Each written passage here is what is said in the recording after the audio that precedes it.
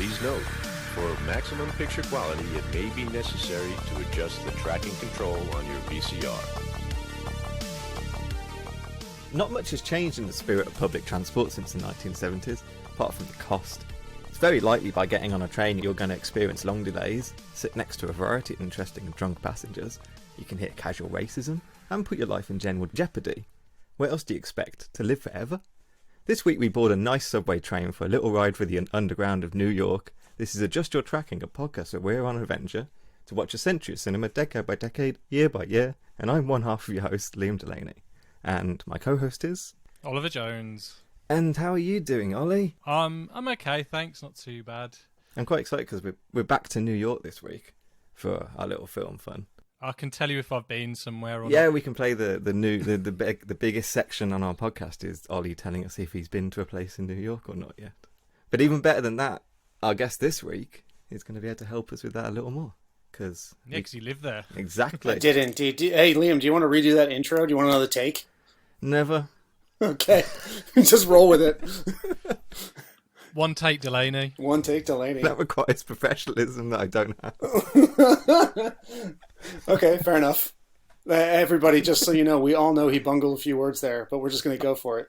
Yeah, I bungled about 3, was it? Fuck it. You only live once. Yeah, exactly. You only record once. Yeah, that's it. That should be the name of the podcast. Hell yeah. Yeah, one and through. What's that? Yeah. Clint Eastwood? That's a Clint Eastwood style of podcasting. Right. Move on. Set up and move on. That's a better name for the show, too. Set up and move on. How are you doing, Brandon? Are you doing well? I'm doing great. I watched this good movie and feeling good about it. Yeah, me too, actually. I can't wait to talk about it. Let's get in. Let's do other things first. Let's do whatever the fuck you do on this show. I don't know what we do on this show. I think isn't this the bit where you talk about other movies you've watched? Ah, yeah. What have That's I watched? Nothing. Well Next. done. No, I did. Actually, I watched Hamilton this week, which I guess you can count as a same. film. Nah, it doesn't really, but who cares? It's pretty great. It's the release or whatever at the moment that everyone's talking about. But I mean, I went to see Hamilton on stage quite a while ago now. God, when was that? 2018, probably. I don't know. I keep entering the weekly draw or daily draw or whatever to try and win free to get tickets for a tenner. Yeah. Yeah.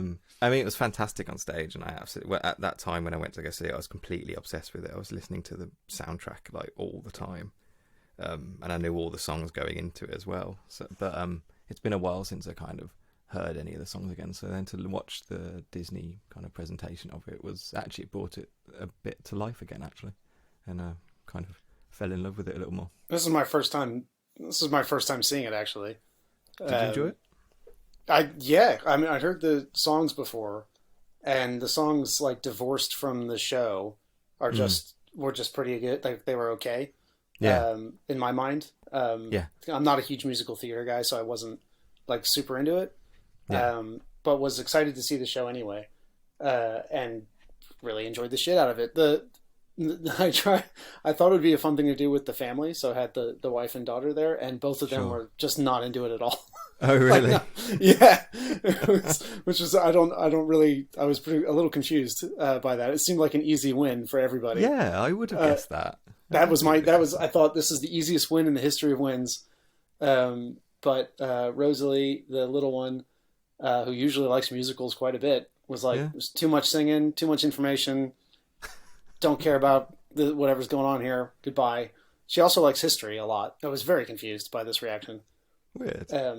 Yeah, I think she's at the age now where anything I say is wrong, no matter what. Sure. So it was so it was your mistake for introducing it. If she'd found it naturally, it would have been exactly a different right. thing.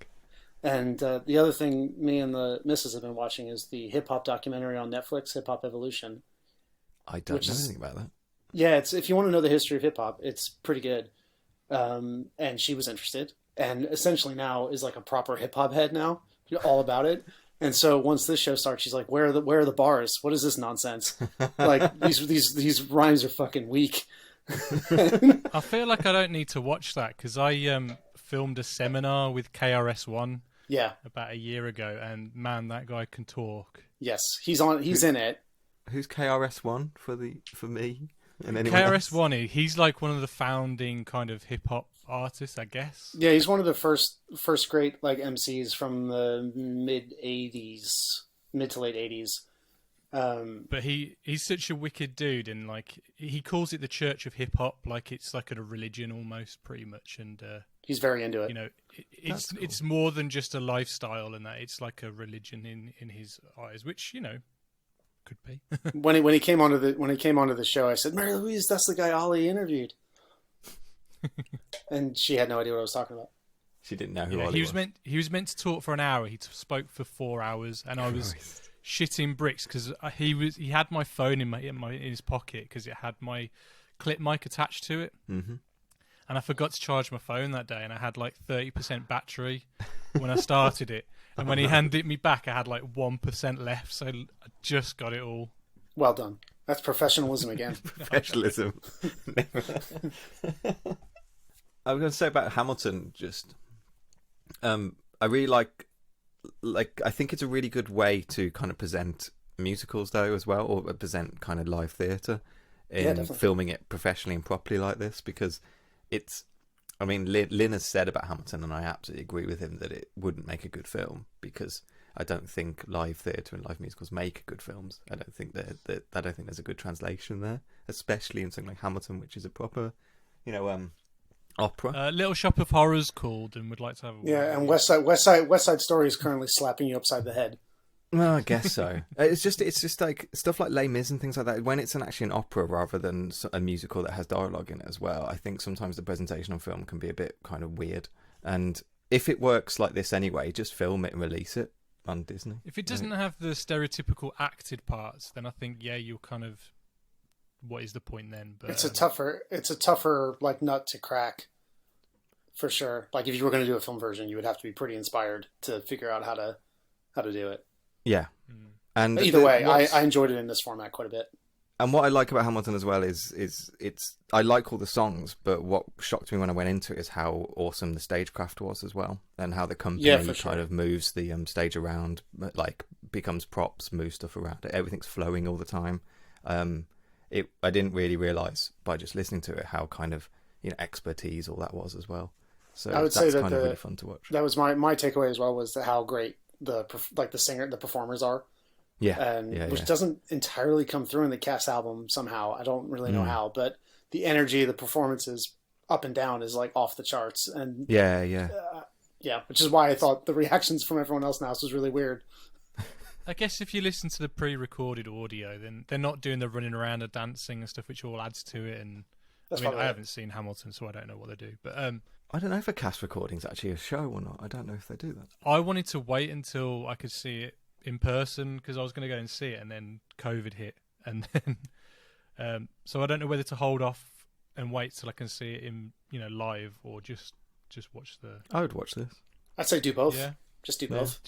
Yeah, but I kind of want to get it in its purest form first. You know what I mean? It's like cocaine. I get it. But I would say, like, I always said to people who wanted to go watch it live anyway, is don't go seeing it without listening to the album first, because it's really dense, and it actually took me a couple of times of hearing the album before I actually got everything that was going on. And I think if you went to go see it live without hearing the album and without understanding the kind of it to go in there, you might actually not appreciate it as much, and you might actually want to go back and watch it again, because you'll suddenly realise maybe you wish you'd noticed this to start with. So I would actually recommend hearing it and watching it before going to see it live. I kind of don't want to do that though. I like just letting it wash over you. Yeah, it's like when I saw Book of Mum for the first time. I was so glad I didn't hear any of the songs or knew anything about it before I watched it. Not really a dense text, though. The only positive, or the big positive for me for listening to the album first, I can't speak to watching the film version versus the live version, was that for me, the hype of the show was just completely out of control and insane. And total, frankly, over the top. It is great, but everybody relax. And listening to the songs first allowed me to enjoy the show for what it is, rather than being disappointed that it's not like turning me into a transformer and shooting me to the moon or some shit. So, because the songs are, like I said, they're listening to them by themselves, a few of them I was like, I didn't really even like on their own. So I listened to the album and thought, okay, that was fine. And then flash forward to this, I've got that baggage of the hype like off my back, and could just take it in and enjoy it for what it is, which is really, really fun, really, really well done, really, really well performed American musical, rather than necessarily like a revolutionary, form destroying, age defying piece of art, in my head anyway. It's just so nice. I mean, I love musical theatre and I love theatre in general, but it's was so big in a large way because it's so rare that something comes across as a live musical that's like new and actually impacts a lot of. That's why the hype. That's why the hype was so big. Yeah, a lot of the stuff that makes money on like Broadway is actually stuff like the Disney musicals, like Lion King and stuff like that, and almost remakes really. And it's so rare that someone comes with something new. And actually, it's huge, right? And I think that was one of the biggest part of it. I mean, Dear Evan Hansen is another one that I hope they film, but they're probably talking about trying to make that into a film. Which again, it's not an especially unique story. It's really nice to watch those type of stories on stage. And that's not everything. That's not everything needs to be a film. No, it doesn't. It doesn't. As much as I like them, I also went on a Herzog kick over the last week and a half. Oh, okay. Watched his new one, Family Romance LLC, which is pretty good, although very experimental. So most people probably wouldn't like it. In which he takes like a camcorder, essentially by himself, as however old he is now, 90 million years old, and goes to Japan and convinces this guy who runs a company in Japan in real life to either he or somebody else acts out as a family member, like if you don't have someone to come to the wedding or something. Yes, okay, yeah, because they do that in Japan, don't they? You can hire like people to be your kind of partner and wife, or like to your prom date or whatever it is. Yeah. And so he goes to this guy who runs this company, and he convinces him to essentially play himself in like a dramatized version of these events. I see. Okay. And creates like some vignettes about. Now you're pretending to go to a funeral. Now you're helping some guy deal with career trouble at the bullet train and all this kind of bizarre little scenes. And it's filmed super cheaply. It looks like absolute trash. But really? But in very Herzogian fashion, finds real gems within that premise in places you wouldn't expect. Huh. So recommend, but not a mainstream affair. Sure. And then you're the first person I've heard talk about that. Actually, no one else has talked about the new Herzog at all. I think in any circles. It's a small film. It's definitely like second tier Herzog. It's not what you go for right off the bat. I wouldn't say. Sure. The other two docs I watched were Wheel of Time, Yep. which was about a mandala being made at a Buddhist, which was amazing. A Buddhist festival. Like Wheel of Time. And Little Dieter Needs to Fly, which I'd never seen before somehow. No, I haven't seen that one. Which is the backstory for that feature he made with Christian Bale. Rescue Dawn? Yeah. Oh, yeah. Yeah, so Rescue Dawn is based on a true story, and this was the documentary that he did first about the real guy. Oh, I did not know that even existed. Yeah, which is amazing. Like, completely incredible, as you can imagine. I actually watched a Herzog this week. Oh, wow. It's only a short one. It's like 20 minutes, and it's when he eats his shoe. Oh yeah, classic. Yeah. Is it? It's not. Wait, it's not Werner eating the shoe, isn't it? It's someone else. Yeah, Werner Herzog eats his shoe. It's because he said he would do it if Errol Morris ever completed Gates of Heaven. Yeah, that's right. And, wasn't it Thin Blue Line, not Gates of Heaven? No, it was Gates of Heaven. Oh, okay, my bad. I always thought it was Thin Blue Line. No, Thin Blue Line was quite a few years after that. I think like about 8 years after. Really? I think so. I'm confused. 88 is Thin Blue Line. Oh, you're right. Gates of Heaven is 78. Holy shit. Yeah, man. Yeah, that's a great film. Yeah. He did Fog of War, didn't he, as well? Yeah, hell yeah. Documentary. In terms of other stuff, though, I tried to rewatch Rise of Skywalker since the first time since the cinema today. Jesus, why? Why? And I couldn't get past the weird snake thing. It's interminable, isn't it? I said that last time we talked about it on the show because I rewatched it. It's just, it's so boring. I had to watch it twice in theaters, but I slept through both of them a little bit. Wait, didn't you see one at midnight though? Rich Howell made me fucking go to a midnight one, which He didn't make you. I felt really bad. I was going to feel really bad if he was by himself, because he's a good friend and I like him. And I wasn't. Both of us flaking out on that would have been pretty poor. Well, yeah. I mean, I couldn't help that one. But, sure, whatever you say. I took one for the team. Yeah, but when I saw it with Liam, I hadn't slept for about I remember 40 odd hours. So I was thinking, maybe I've just done this film a bit of a disservice. No. You know, I was very tired. No, it's very bad. But no, I tried to watch it again today, and I just fell asleep watching it. So yeah. Can we just say we don't ever need to talk about it again? No, that's fine. We just move on. It's gone. It's gone from my life. Just move on from Star Wars now. I'm done. Yeah, I'm done with it. It's managed to kill it. It's a fascinating thing. How many movies did it ever really need? Really? Did it really need? Does it really need 80,000 cartoons and TV shows and comics and novels? Does it really need more than 2 films? Ultimately, it didn't.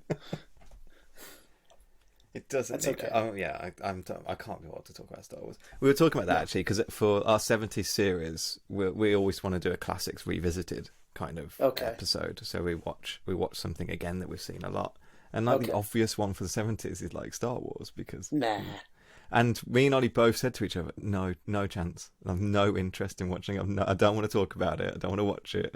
I mean, I'll watch the first Star Wars any single day, but I don't think anyone needs to talk about it anymore. Yeah, agreed. I don't know what I've got to say that anybody's said already. Do you know what I mean? It's kind of...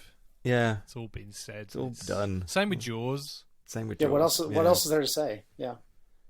Which, wonderful film, and I watch it a lot, but... Do you know what else there is to say about Jaws? I was this week years old when I learned Quint was English. Me too. Me too. I was going to mention that. I kept on looking it up. I couldn't believe it. I'm still not recovered from this. You were idiots. You didn't know Robert Shaw was English. No, I had no idea. I swear to God, I thought he was American. Yeah, I'd never seen him in anything but Jaws. I haven't. He's in some other classic films that I've been meaning to watch, but I haven't yet. So I had no idea. I think I've seen him in stuff and not really realised it was him, which is a bit embarrassing. But because I've seen Russia with Love and I didn't know he was in it, and I've seen The Stink and I didn't realise he was in it. So I don't know. I knew him as Quint more than anything else, and Quint's American, and that's. I don't know what to tell you. Yeah, his performance as Quint is so convincing that it literally is impossible that he's actually. Actor? Nah, I don't believe it. This is all a ruse. I don't believe any of it. I was literally, when I think it's Walter Matthau goes something like, he's either English or a fruitcake, which is a line I wrote down, like, don't know what that line means. I was like, is he putting on an English accent? Why is Robert Shaw being English in this? Was literally what I thought to myself during this. I wasn't sure it was the same guy, because I can't remember anything, as we've said in the past, and he's got his funny mustache on, and the performance is so completely different because clearly he was a great actor. Yeah. And like halfway through the film, I'm looking at his face, going, "That looks really familiar. This guy looks real familiar. Who is this? That can't be Quint from Jaws, can it? Why is he putting on a British accent? Same thing. Why is he English? I don't understand." And then when the film all know me. You know what I do for a living. Right. Very good. That's my Robert Shaw. Is he Minnesota now? Yeah. I think you should do Brummy Quint, Ollie. Brummy Quint. What's going on? I don't know. He doesn't know. You can't do it. Sharks in a water. No, that sounds Australian. How come you can't do your own accent? I don't understand. Because I'm not a yam. Talking of Jaws, talking of Shaw, have you guys ever seen the other? Well, I guess we know the answer to this because both of me and Brandon have never watched Robert Shaw or anything else. But he did the other Peter Benchley novel in '77. The Deep. What now? No, you know, Peter Benchley, who wrote Jaws, the follow up to Jaws was called The Deep, which you can count Jaws 2, and Robert Shaw was the lead in it as well because of Quint, and it's got Nick Nolte in it as well. And yeah, He only died the year after that as well, didn't he? He died in like 78. Yeah. Who, Robert Shaw? Yeah. Oh, wow. He wasn't that old, was he really? He's about 50, 51, something like that. That sucks. That's not good. Unlike Ennio Morricone, that's not very good. Oh yeah, just this week, wasn't it? I had no idea he was alive. Me neither. No, I thought he was dead years ago. It's such like an old name that I just assumed, yeah, he must have died forever ago. When did Leone die? Leone? Sergio Leone. Yeah, it must have been a million years ago at this point. I assumed they just died like on the same day. Like they just looked at each other and went, "Okay, we're done," and just fell over. 89 he died. Age 60. Okay. He looked older than 60. I think he was one of those guys that always looks 60 though. He did. That's I could confirm this by looking at a younger photo of him. Yeah, he does. He was born 60. He's like a static Benjamin Button. But Ennio Morricone, he did the music for Days of Heaven as well, which I watched last week. Yes, which is a fantastic score. Yeah, amazing score.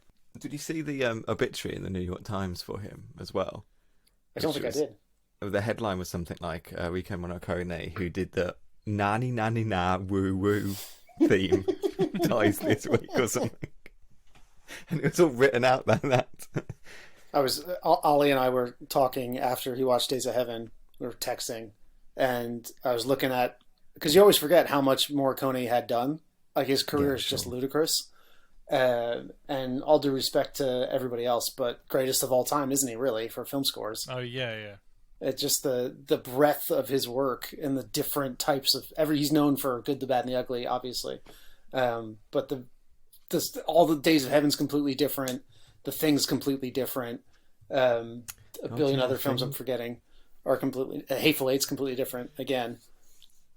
You do get those musicians though who've just done everything. Like Liam sent me a link to this guy, and his name's Leland Saklar or whatever, and he's like a bassist, and he's worked a lot with Phil Collins. Do you remember sending me this though, Liam? He's this bassist with a massive beard, and it's just him like playing along to his own tracks that he's worked on. Yeah. Lockdown. He's a session musician, isn't he? Yeah, and he's done a lot with like Phil Collins. I remember. If you look at his Wikipedia, it's more of a case of what hasn't he worked on. He's worked on fucking everything. You got to look at this guy though, man. He looks like Santa Claus. That's me actually. Rocking out with a bass. That was me the whole time. That's my disguise. It's my alter ego. Should we talk about what else happened in 1974, which is quite similar to what happened last time I was on the show? Yeah, because film in 1974, I think. Well, we'll talk about, I guess, Godfather Part 2 because we talked about the Godfather last time. I mean, it's a movie. It's really good. I don't know what to say about Godfather Part 2. I don't know. I haven't watched it in a long time. Like a long time. Yeah, I can't remember last. I should have watched it actually to refresh in my brain, but I didn't really have a chance. But like, I don't know. I think it's insane that Francis Ford Coppola has 2 films out this year, and one of them is Godfather Part 2. I think that's... Well, The Conversation is almost as good. Yeah, exactly. I love The Conversation. It's pretty great. It's a great film. You can't blame yourself for not watching it though, Liam. It's like it's longer than 3. It's like nearly 4 hours long. Yeah, it's I long. can put that on. Just absorb it. But it is crazy that 2 films out the same year. Both of them are masterpieces. Both of them are heavy films. As you say, this is a 4-hour fucking film. Right, yeah, it's like 200 minutes. I think Conversation's not a short film as well. I think it's 2 hours. And that's a lot of work to get that in the same year. It's a hell of a year. Yeah, hell of a year. Matched only by Mel Brooks in the same year. Exactly. That's what I was going to lead into. Yeah. Has anyone had a better year than Gene Wilder and Mel Brooks this year? Blazing Saddles and Young Frankenstein, that in terms of their filmography are the best, I think. I would by far. I think I prefer Young Frankenstein to Blazing Saddles. Don't know about you. I'm not sure. No, I do as well. Apparently Blazing Saddles, they've done 3 series of a TV series of Blazing Saddles that no one's ever seen. What? Okay. And they did it because I think Mel Brooks said, I'm never going to do a sequel unless you do 4 series of a TV show or something like that. So they're like, fine, fuck you, we'll make it then. So they made like 3 or 4 series of this TV show. not intending to screen it so they could get to make the sequel, and he still said no to the sequel. That's amazing. And I can't even believe it being true. That's amazing. Yeah, it's only just been found out in the last few weeks. I haven't seen those two films in a long time either, so I couldn't say which one I like more. The joke that I remember the best from either of them is definitely the putting on the Ritz from Young Frankenstein. Yeah, by far. As legitimately one of the funniest things that's ever happened, ever. I haven't seen them. I haven't seen those films in since I was a kid. I think actually. Right. So it's hard to even remember them. I'll tell you what's an insane film that came out this year. Have you ever seen Zardos? I've seen bits of it, but not the whole thing. Is that the Sean Connery one when he's got the interesting costume? A red mankini. Yeah, I've never seen it. I just know that picture from it. Yeah, same. Yeah, it's a weird film, but it's by the guy who did Deliverance, so it's not like it's like by a bad director, but it's just such an odd film. Apparently, according to Letterboxd, and this can't be true, I've only seen 10 films that came out this year. I don't believe that. Well, you must have seen Chinatown. Yeah, that's definitely one of them. Definitely seen Chinatown. Have any of you seen Phantom of Paradise? I haven't yet, but I mean, yeah. Is that the Phantom of the Opera one when it's like a sci-fi rock musical? Yeah, it's like a rock opera. It's kind of like a mix of Phantom of the Opera, Dorian Gray, and like Faust. Yeah, like all merged together by De Palma. It's a wicked film, though. Yeah, it's great. I've seen The Parallax View, The Yakuza, which is super fun. Parallax View, yeah, wow. I've seen Alice Doesn't Live Here Anymore, and then all the other films we just mentioned. And of course, you get John Carpenter this year with Dark Star. Which I still haven't seen yet, but that's his first film, isn't it? His first film, yeah. I think it's written by Dan O'Bannon as well, who kind of helped create Alien. Yep. He wrote Alien. He didn't help create Alien. He wrote it. Yeah, but I think he was kind of like sacked off of it though, wasn't he? Nah. There's a whole like big story about that, isn't there? I think. No, I don't. He gets solo credit on it, doesn't he? Though as writer. Yeah. Does he? Yeah. I don't think anyone else gets. I don't know what you're talking about. We got a Bergman movie this year. We got what's his face? Scenes from a Marriage, and then A Woman Under the Influence, the Cassavetes movie, which I have not watched because I went on a Cassavetes marathon a year ago, and wasn't really loving it, to be totally honest. So I really want to catch up with this film because apparently this is like his best one, but I'm having trouble working up to it because I didn't like. Because you didn't like the other one. What did I see? Shadows, maybe, and Killing of a Chinese Bookie. Oh yeah, sure, okay. Which you're supposed to really like, and I'm supposed to really like, and it has everything in it. Has that you should like. Brandon should like this written all over it, and was not working for me. I'll tell you a film I haven't seen this year actually that I really love. Well, I love the director Sidney Lumet. I can't talk. Sidney Lumet. Who obviously 12 Angry Men, A Dog Day Afternoon, and Serpico, but he did Murder on the Orient Express this year. Was that his? Yeah, when you got Albert Finney and Lauren McCall and Ingrid Bergman and Sean Connery. We'll talk. Martin Balsam from this film actually is in it as well. We'll definitely be talking about Sidney, and I don't know if it's Lumet or Lumet. Probably Lumet, if I'm honest, but I've never been sure. Isn't it? Yeah, I'm not sure. As he is maybe the most undervalued filmmaker who ever lived. Maybe. Well, because every time I put one of his films on, I think, is he actually the best filmmaker who ever lived? Yeah, I watched The Verdict recently, and I was just absorbed in it, going, why don't people know this is absolutely like stunning? Why does no one talk about this ever? And obviously, he had Serpico the year before this. I want to say, is that right? Yeah, it's the year before, yeah. And Network, Network, yeah. But then the all-time like best New York crime movie, Dog Day Afternoon. A few years later, so you can't I think it's incredible. It's Serpico, Murder on the Orient Express, Dog Day Afternoon, and then Network. Consecutive years. There's no break in between them. He was a hardworking man. That is incredible. Yeah, incredibly hardworking. Yeah, Taking of Pelham 1, 2, 3 is in the genre of which Dog Day Afternoon is like the king, and owes a lot stylistically, I think, to Lumet. So I assumed his name was going to come up quite a bit. I think it probably will more. But yeah, that's a film I've been meaning to watch. So I might watch Murder on the Orient Express before next week, actually. I keep forgetting that was his film, so I'll watch anything he's directed. So I definitely need to catch up on that one. You've got the rise of the slasher film, I guess, with like Black Christmas and Texas Chainsaw Massacre. Oh, Texas and then you've Chainsaw got this year. Okay. And you've got Spielberg's first ever theatrical movie, haven't you? Is that Sugarland? Yep. Sugarland, yeah. And Foxy Brown comes out. Got some blaxploitation going on. Oh yeah. All types of fun stuff. I don't know what I'm looking at. Oh, there was Godzilla versus Mechagodzilla. That movie kicks ass. I know. Wait, I've definitely seen that. Screw you, Letterboxd. I'm going to mark that one off. I've barely seen any Godzilla films. Like, yeah, I wouldn't even know where to start with them. Godzilla, you get those people who are obsessed with Godzilla films, and I don't know whether they think they're genuinely really, really good. Like the first one is great. The first one's really good. Yeah, the first one's really good. But like, you get those people, and I think, do you actually like movies, or do you just kind of like shit? I don't know. They're sort of like everyone's introduction to what is a fun bad movie. Yeah, okay. I guess so. You know what I mean? Like they're the introduction to the Mystery Science Theater school of enjoying a bad film. Yeah. For a lot of people, is the later Godzilla sequels, which are stupid, and really some of them are. This one is terrible, obviously, but hilarious at the same time. I should check them out one time. I'm not massively always into that kind of "it's so bad it's good" vibe. No, the first one's actually just good.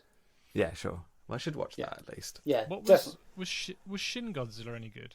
I've heard it is, but I haven't. Much like you, I don't like go way out of my way to watch every single Godzilla movie. But I've heard the last two. Is that the newest Japanese one?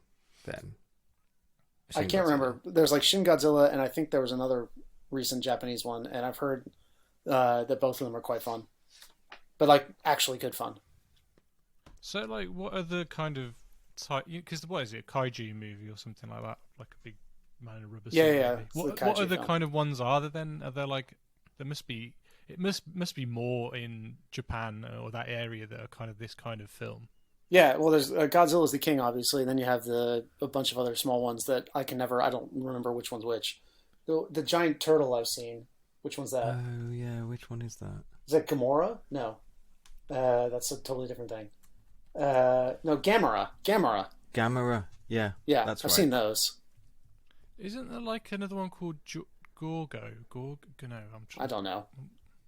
This is not my genre. Well, King Kong counts as a kaiju film, does it? Yeah, definitely. Does it? Yeah, absolutely. Of course it does. Not a Japanese one. Not a Japanese one, but it's similar sort of thing. It's the same. Gorgo, that's what I'm thinking of. Gorgo, it's like a British Godzilla, basically. Oh no! What is it like? God, bowling hat. There's no way that's good, is there? Captain Joe Ryan is salvaging for treasure off the coast of Ireland when a volcano erupts, nearly sinking his ship. Oh no! That sounds good. That volcano off Ireland that brings the monsters. Gotta watch out for that. Yeah, the giant turtle one is Gamera, isn't it? Yeah, that's the one I meant. Yeah. I confused it with Gamora, which is a biblical story. Totally different. Gorgo literally looks like Godzilla. He does, doesn't he? You couldn't describe Gorgo and not describe Godzilla. He's got bigger ears. That's the difference. Yeah, there's loads of knockoffs. I mean, recently you got like The Host, which, well, not recently, but that was a great film, The Host. Host is an awesome film. And then did any of you see Colossal? I did, yeah. I actually quite like that film. It was alright. It's where Anne Hathaway's kind of got like a psychic connection to a giant monster. A giant monster. So whatever she does, the monster does as well, but in Japan. So if she's like hungover and drunk and falling all over the place, the monster in Japan is essentially drunk and falling all over the place. It's quite good though. But does it work the same way backwards as well? So whatever happens to the monster happens to her? No, so if she stands still and doing nothing, the monster just stands still and does nothing now. It's all connected to her, basically. Then there's another character who has the same ability. Yeah, he's like a bit abusive towards her, isn't he? He like fancies her, and then when she kind of rejects him, he kind of like takes it badly. And I think it ends with her going to Korea or Japan and having her monster self projected back into small town wherever the fuck. Yeah, yeah, that's correct. Something yeah. I don't remember. It's worth a watch, Liam. Though. I'll check it out. It's got Anne Hathaway in it, therefore it's worth a watch. It's worth watching. Yeah. Yeah, it's got that going for it. It's got Jason Sudeikis in it as well. That guy. Anyway, shall we move on and talk about the film this week? It's a possibility. Do you have to intro it, or do we just dive in? Yeah, say this week we're talking about the taking of Pelham 123. 1:23 p.m. A crowded subway train starts its run from Pelham Station in the Bronx.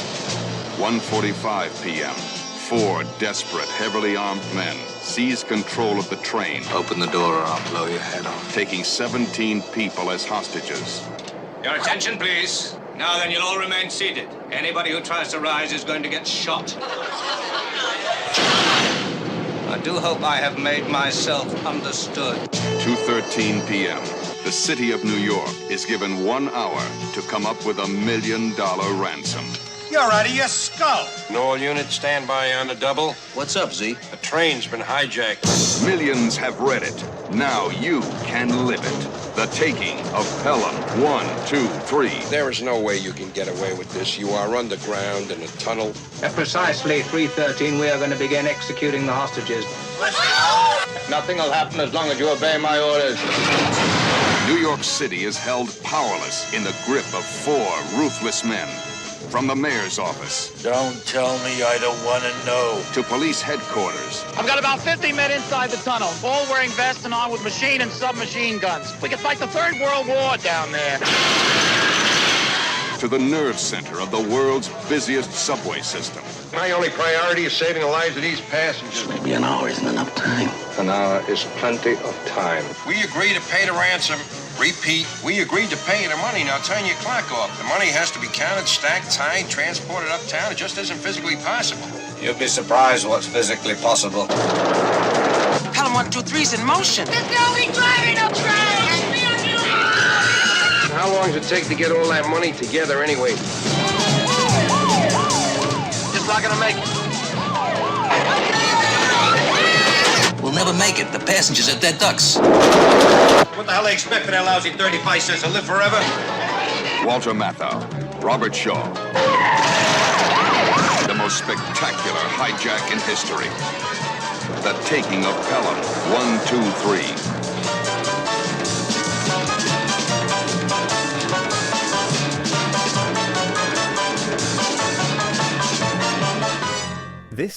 This film's great. Yeah. This film as an action film is so tight and so just put together that it's I don't know, it's just wonderful. Like, do you want to go into a recap of the plot, or do you want to talk about the film like all over the place?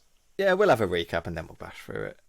Okay. I mean, it's very easy to recap, isn't it? It's like basically four people take over a subway car and they demand $1 million, or they're going to start killing the people they've taken hostage. That's pretty much the setup in the film. That's the setup, and it delivers upon said setup, doesn't it? Yeah, it delivers all that. I think it's got an interesting background though. Before going in, because it was an incredibly popular book that came out a few years beforehand. I think 1973 it came out by Morton Freedgood. I thought it was Peter something. John Godey apparently sure. actually. Oh, there you go. Sorry, Peter was the screenwriter. Oh, maybe that's one confusing it. Hold on, let me get IMDb up, because this film has a murderer's row crew on it. And what I love about the film is the tagline for the film is like, everyone read it, now you can live it. Like, this book was so huge that they were just like, you love the book, come watch this. Yeah, and it was the Lord of the Rings of its day. Yeah, absolutely. Like, I mean, that's not true. That's not true at all. But what was really interesting about that, and it's how kind of John Sargent gets this job, because John Sargent's an interesting guy to talk about a little bit. Yeah, for sure. Is the fact that they actually wanted Spielberg to shoot this, which because is they crazy. Which is crazy, yeah. And because they liked Sugarland Express, even though I don't know if it wouldn't have got a theatre release at that point, but the studio really liked Sugarland Express. They would have seen the dailies and whatnot. Yeah, that must be it. And but they basically thought he was going to be too expensive, and they thought the script and the book was so good that it was basically director proof, so they'll just give it to someone cheap, and they got John Sargent instead. I think the producer. I think that how good this film is, the credit goes to one of these producers. I'm not sure which one, who made that call and understood that the script was strong enough that if you just played the script straight, that it would be great. Yeah. And I have a hot take, which is Steven Spielberg's version of this at any year of his life would be worse than the film that we have. I think so too. I think the same. Saying that though, Steven Spielberg directs Jaws. Joseph Sargent directs Jaws 4. Okay, so... Yeah, and they both shot the best 2 Jaws films. I'm not saying that Joseph Sargent's anywhere near as good a filmmaker as Steven Spielberg. He is not over the course of his career. I'm saying he was paired with everybody else on the crew, the right person for this project. And Spielberg's instincts for sentimentality would have served this film so wrong. What Spielberg actually said about this film is the fact that he didn't learn to bring a film in kind of on time and under budget until Raiders. And so he said if he would have got this film, it would have been a disaster because he wouldn't have been able to bring it in because he wasn't a filmmaker. Especially filming in New York, it would be a nightmare. The filming was amazing, actually, on this. Should we get to the realism of the locations and stuff? Definitely. Going to talk about that. But I also want to mention the previous film that John Sargent did was White Lightning with Burt Reynolds. And that was also a Spielberg cast-off. Spielberg was meant to direct that, and he turned it down as well. Apparently, the film that Sargent did a few years prior, The Forbin Project, is pretty good. But I haven't seen it. It sounds really cool. It's like a pre-War Games kind of thing. Okay, I don't know at all. It's worth just mentioning because... Go on. It's basically, I've heard someone else describe it, and they described one particular scene of it, which I'm not going to try and do because I haven't seen it, but it made me really excited to watch it. But essentially, it's like a U.S. supercomputer versus a Soviet supercomputer, like War Games kind of thing, and the supercomputers become kind of sentient. That sounds cool. And it goes, so it's that era of film, and apparently it's one of the better ones. Colossus, the Forbin Project. That's it. Just the Forbin Project. Yeah, that's it. And before that, he was a tried and tested TV director, which is... That's what I wanted to mention, yeah. Exactly what this film required. That's exactly what I wanted to mention, that he was absolutely like safe hands, TV director. He directed every TV show of the 60s that you want to mention. Yeah. He directed one of the best Star Trek episodes. I watched his Star Trek episode last night. Yeah, the Carbonite maneuver, I think it is. Yeah, the carbonara maneuver where they make spaghetti sauce together to kill the aliens who can't deal with tomato products. It's got thingy in it, that actor, that I can't remember his name, but it's Clint Howard. Clint Howard, that's it, yeah. Little baby Clint Howard. Little baby being Clint weird. Howard, yeah, is the alien. So did you watch this episode recently, or are you just a Trekkie? No, just a Trekkie. Oh, fair enough. Okay, because watching it last night, that's fine. I like Star Trek just fine. I thought, honestly, there were a lot of similarities between that episode, the way he directed that episode of television, and the way he directed this film. Oh. And again, shout out to the producer of this movie, who is, I think, Edgar Sherrick, I think is the person who made these calls. Okay. Because if you look at it, you can see the qualities that you want, which is making tension, keeping the tension alive. Keeping attention alive, yeah. The film. So for the first 30 minutes or 40 minutes of that Star Trek episode, it's one of those ones for the audience at home where the crew is up against a threat they don't understand and looks completely overwhelming. And it does the same thing actually, where the alien threat gives them a time limit. Yes. And it's you've got 10 minutes to live. Yeah. And he pulls the tension out of those 10 minutes the same way he does out of the hour in this film. A lot of the best Star Trek episodes as well, and I can't remember that episode completely, but a lot of the Star Trek episodes actually take place like this film takes place, over the radio, basically. Yeah, exactly right. Same thing again. It does. It's the same. It's all negotiations between Clint Howard and William Shatner. Yeah. I thought it was. Yeah, and then that plays for this film perfectly. But yeah, he directed Man from U.N.C.L.E., Gunsmoke, Lassie, anything from the 60s. He had a hand in directing. He was just a safe. Lassie, some hot shit. Lassie, some hot shit. Lassie, that's some cinema gold. And then latter part of his career, we mentioned that he made Jaws, the Jaws Revenge, which was a huge bomb. I don't think it's deserving of the hate it gets, if I'm very honest. But I just hate the Razzie shit, I guess, more than anything else. I don't think I've seen that one. Because of that, he won got nominated or whatever, the Razzies, and he never directed another film again. He just did TV from then on. Wow. But he did the Karen Carpenter stories and things like that. So he did TV movies, but because of Jaws Revenge, he never did a theatre release again. Right. Which I think is unfair. I don't It's think too it's bad. that bad. But he did this film, and this film is wonderful. Yeah, That's the other right, yeah. main contributors that the producer pulled in, and this is an obvious one, was the cinematographer and editor from French Connection. Oh shit! Yeah, that is which obvious. massively explains what they were trying to achieve with this Yeah. adaptation, and works really well. I'm just checking if Ollie's there. Is Ollie there? Ollie hasn't spoken in ages, and I was worried he'd gone away. Ollie, chime in. Well, what do you want me to say? You can't just say that. How do you feel about the cinematography of this film, Oliver Jones Go? Yeah, I thought it was good. Like, especially in the low lights in the subway. It's it seems well lit considering the limitations they probably had of the camera and film stock and stuff in the. Because I know they shot in mostly real locations, so they probably did film in the actual subways. They did. They filmed in an abandoned line that's part of a museum, apparently. I wouldn't. Which is apparently where they film all like scenes that happen in subways in New York.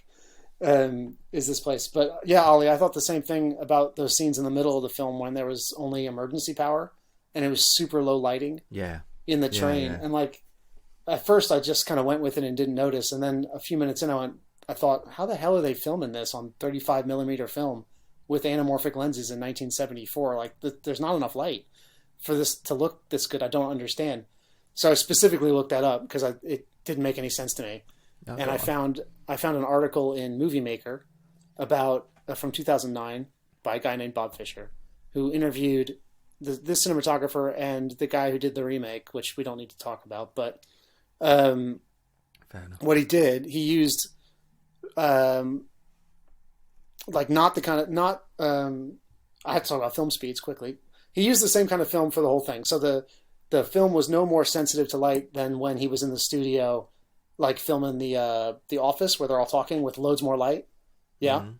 So instead of using a faster film stock, which has more grain and looks a little bit cheaper, he used the same film stock. What they did was they pre-exposed it before they filmed it a little bit. Okay, so they apparently use an optical printer to flash each frame by about 20%, and so raise the black levels by 20%, and then you can use that same film stock with the lower light and get that look. Which is just brilliant. Yeah, brilliant. Yeah. And it was such a unique look from that time period. You don't really see that very often. That's so ingenious. Like that kind of ingenuity that comes with like physical filmmaking in the 70s is fascinating to me. Yeah, it's people that absolutely knew their kind of craft, but mechanically knew it as well. Right. Because it was you're dealing with mechanical things at this point. I think that's so cool. I'm surprised they filmed in a real subway though. You'd think they'd have just built a set because apparently it caused a lot of people to get ill down there. Yeah. And like I was reading something about Matthau was saying that he got a flu and everything that from being down there, but he was only down there for like one scene, if that. Oh, but that bit where he has to save Hobo Jesus, that bit of track is so horrible though. It's all like I saw it. It was like muddy and wet, and like it looked rancid. It really did, and he wasn't lying in it, but it looked horrible to me. The other guy was. Yeah. Walter Matthau was. Hobo Jesus, the worst cop who ever lived, is just lying in the dirt.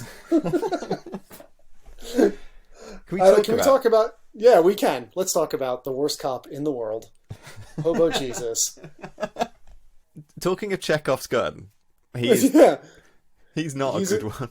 No, he's the worst Chekhov's gun. He's a cop who's there the whole time and just sits there and goes, "Well, I don't know what to do," and just doesn't do anything at all. They keep evoking him throughout the whole script. They keep reminding you that there's a cop on the train, but they don't know if it's a dame or a man or something like. Well, I mean, obviously, this film is like is the blueprint for like Die Hard and probably Speed later on. Absolutely is, yeah. Absolutely. And I was thinking, oh, he's going to become like the hero that comes. Me too.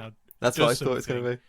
And I thought, Walter Matthau would be like his Al or whatever, in Die Hard, and kind of be his man. Yeah, sure. Outside of the environment that could help him. For me, this is exactly what I like about this film, is that it completely runs away from all of that.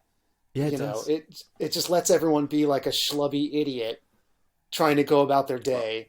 And like I don't know if it runs away from it. That was just how it was back then. I think as the 80s progressed and action stars had to be a bit more proactive and do things, then that's what changed. That's how it changed. Definitely get a rise of what would be considered like an action movie star after this. So if you're putting them in a film, you need to see them running around shooting, being sexy and everything like that. Whereas making this film, they didn't feel like they needed to do that at any point. It just felt like, well, what would a bunch of railway guys be like? What would a railway cop be like? And that's all they present to you, really. Not in a bad way. I love it. Like, I wonder if Denzel runs around a bit more in his one. You know, I can't remember the remake, and I don't care. It's I try. I said last week that I've seen it once, and I didn't think it was very good, and that's all in my memory. I guarantee you that the ending has more action. Yeah, it must do. I don't even need to see it to tell you that happened. Yeah. Well, I mean, spoilers. Robert Shaw dies like what, 2/3 into it, I guess. No, it's way only near like the 5 end. minutes from the end. Yeah. But he's not the last one, though, is he? He's not like the. No, but that scene's amazing. The end scene, the end shot's my favourite. The end shot's the best end shot in film. So people keep saying that, and that did not occur to me while I was watching it. I had a big laugh. I loved it. Walter Matthau, Ultimate Mensch. I love him. But when I watched it, I had a big laugh, and then I thought this movie was great. I loved it. And then I go online, and I was like, greatest ending shot that's ever happened. And that's going to be because of the jokes. I didn't know that was a take. I was joking. I just loved it. I loved how it finishes like a sitcom. It does. That's true. with just a pause screen. But it's interesting that you bring up sitcoms, because it's like this could devolve into this plain coverage that looks more like a sitcom. But much like his Star Trek episode, it doesn't. He's got just enough jazz as a director to keep that energy going from scene to scene and shot to shot, and shoots it, not as interestingly as, say, Terrence Malick or Stanley Kubrick's going to shoot it, or even Steven Spielberg, but with more than enough juice. No, it's more. It's definitely cinematic. Yeah, that's what I mean. Yeah, it's still cinematic. It doesn't fall into being a sitcom. No. But you still wouldn't call it like a visual masterpiece. No, not at all. It's economical. I want to say that nicely. It knows what it's doing and it chooses it. I think it services the script. I think that is the best way to put it. Speaking of sitcoms, you've got Jerry Stiller in it as well. Yeah, Jerry Stiller. Killing it. Yeah, killing it. The bit at the end of this film when he has to light his cigarette. I'd be so annoyed if the cop was in my house just demanding he lights his cigarette. I'd be like, go away! I'm not lighting a cigarette. I legitimately thought they were all going to die. Me too. Yeah, When he went to the stove, I thought they're all going to burn up and die. This is the 70s. Shit goes bad. But that spoiler alert to your audience. That's not what happens. Yeah, we're bouncing around a little bit at the moment. But just before we get to the plot, I do want to talk about Walter Matthau, who's the kind of lead of this film. Really love him. What is your opinion on Matthau? Like, what's your experience of Matthau? Because he's an iconic actor, really. How about you go, Ollie, this time? I'm trying to think the first film I ever saw him in was a film called The Plaza Suite, which is kind of like it's an anthology film from like the early 70s, and it's like a comedy where it's set in a hotel, and he's like the main character in each story, but it's a different story each time. Okay, that's news. That's news to me. Oh, Bad News Bears is one I watched as a kid. Right, that was a good one, where he's the coach. Because I know Walter Matthau as The Odd Couple, and I know Jack Lemmon. That's all I know him from, really. Is he in Some Like It Hot, or is that somebody else? No, it's Tony Curtis, isn't it? Well, who's the other guy? It's Jack Lemmon. Oh, is it Jack Lemmon? Is it Lemmon? It's Jack Lemmon and Tony Curtis. Okay, I confuse those two so much. Well, yeah, because they did so many films together. Okay. So I've seen Matthau as an old guy in some old 90s stuff. I don't recall which ones. Grumpy Old Man. That kind of thing. But I definitely saw him from Dennis the Menace. Oh, right. Yeah, I definitely saw that. He seemed like basically his career was to age up to be Mr. Wilson. Right. I recently saw him in, what's the name of the film? A New Leaf, which is Elaine May's first movie. And he stars opposite Elaine May in that, and he's absolutely hilarious in that. It's a great movie, actually. So that was the most recent, great Matthau performance I've seen before this one. Wasn't Matthau in JFK as well with Jack Lemmon? He is in JFK. Yeah. What? What the hell are they in JFK? He's a senator, I think. Yeah. Okay.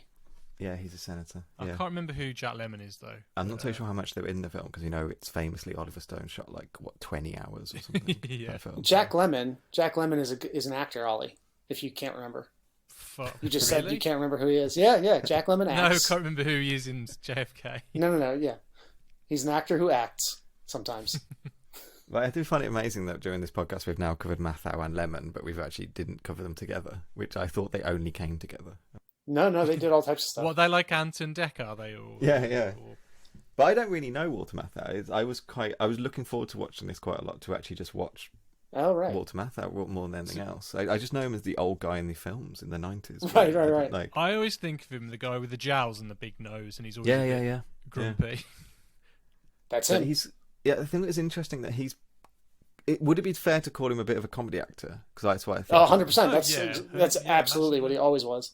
So I thought it was interesting casting to put him in this, as he does bring comedy to it a lot. I love his line readings all the time. He's really funny with it, but it's not a traditionally kind of comic role. It's all everybody's playing it like a comedy almost for most of the film, with the exception of Robert Shaw. Almost everybody's being funny. They're just acting fairly natural. They're friends, so they're kind of all busting each other's balls and But they're bringing ball busting in this film. Yeah, oh yeah. But it made me laugh that everybody is angry in this film except for not terrorist, but the English guy. The English He's not guy. angry. Yeah. He's got his crosswords. He doesn't need to be angry. He's very relaxed. He's very relaxed. Anyway, there's some good actors who play the other guys. Mr. Grey, Mr. Green, which surely Tarantino took for Reservoir Dogs. 100%. Yeah, 100%. But the one guy is. Do you remember Home Improvement? Yes. He had the next door neighbour who you never saw his face. Yes. Yeah. He's one of the terrorists, or the. Is he? That's why you never saw his face. He didn't want to be caught by the FBI for his criminal behavior. He's hiding the whole time. The guy who plays Mr. Green, the guy with the flu, he's juror number 1 in 12 Angry Men. And isn't he also Rocky's coach?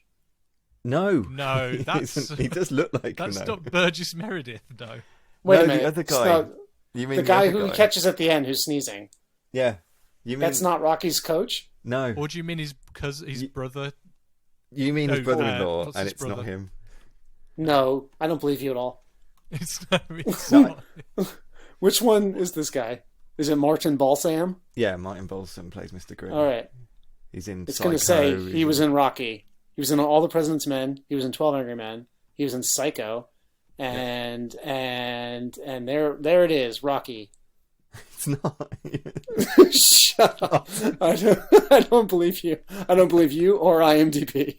That was the guy from fucking Rocky. I know, because I literally thought the same thing watching it. I swore it was him. Everybody stop. How is that not the coach from Rocky, but then the other guy is Quint from Jaws? What the fuck is his name in Rocky? It's Burt Young, isn't it? Paulie. Yeah. None of this makes any sense. He looks so much like Burt Young. It's I don't think I can. I actually don't think I can continue this podcast now.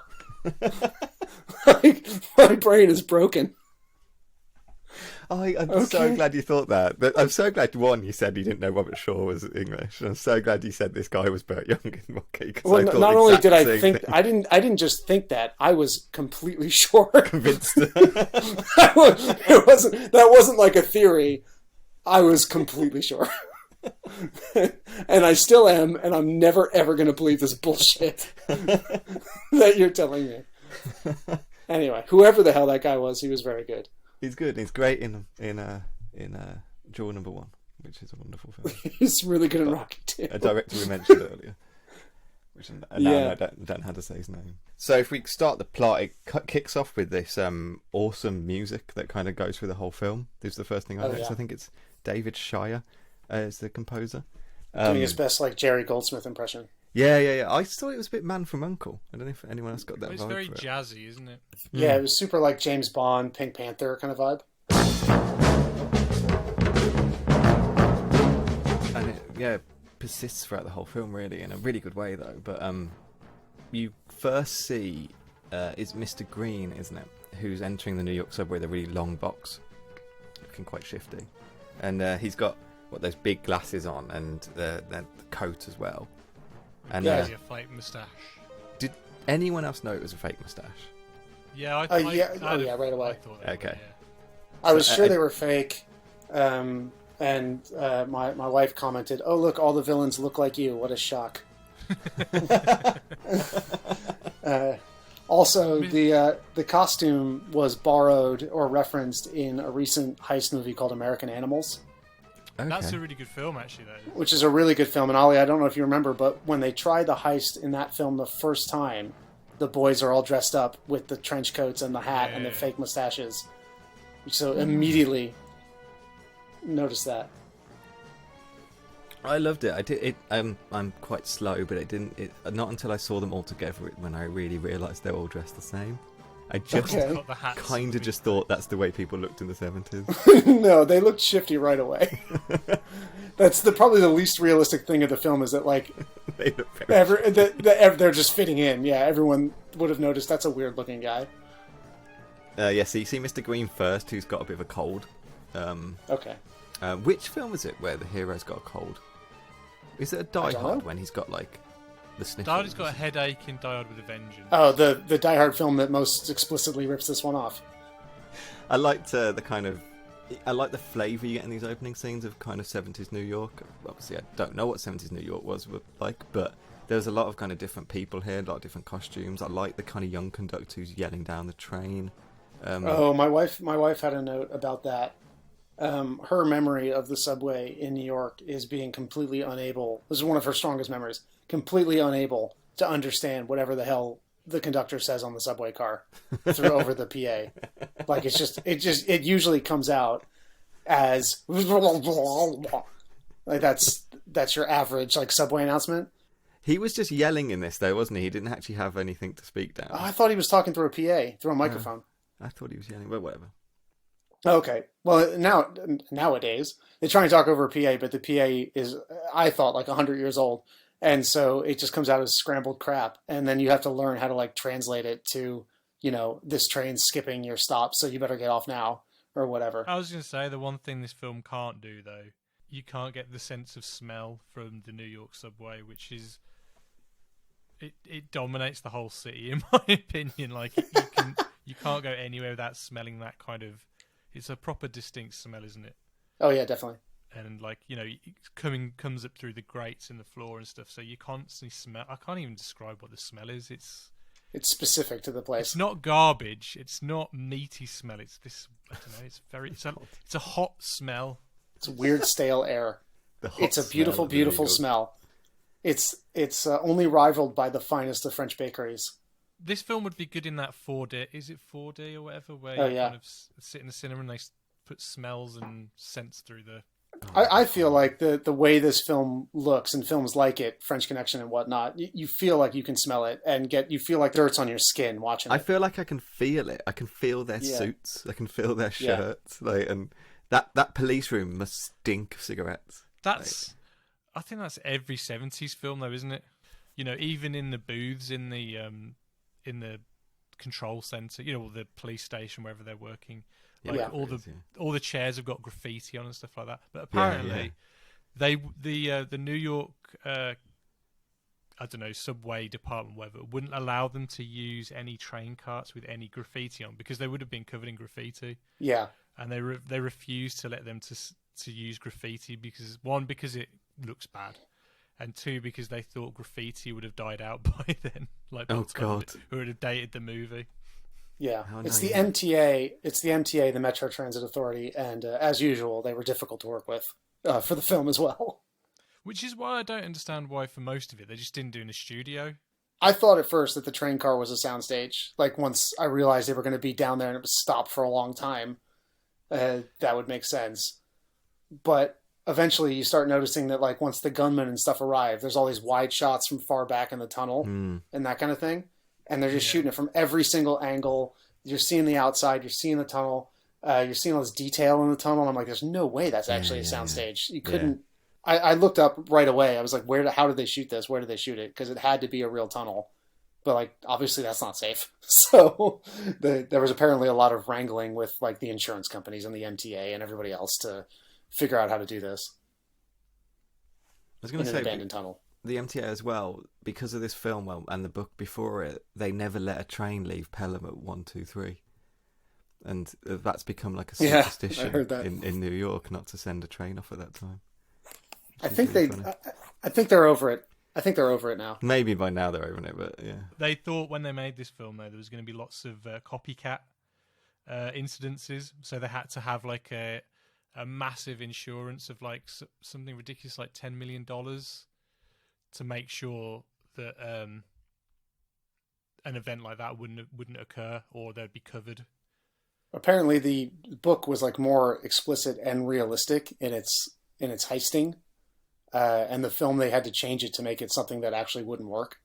Oh, right, okay. Like if you tried it. It felt really realistic to me, but I don't know anything about trains, obviously, but it felt realistic to me.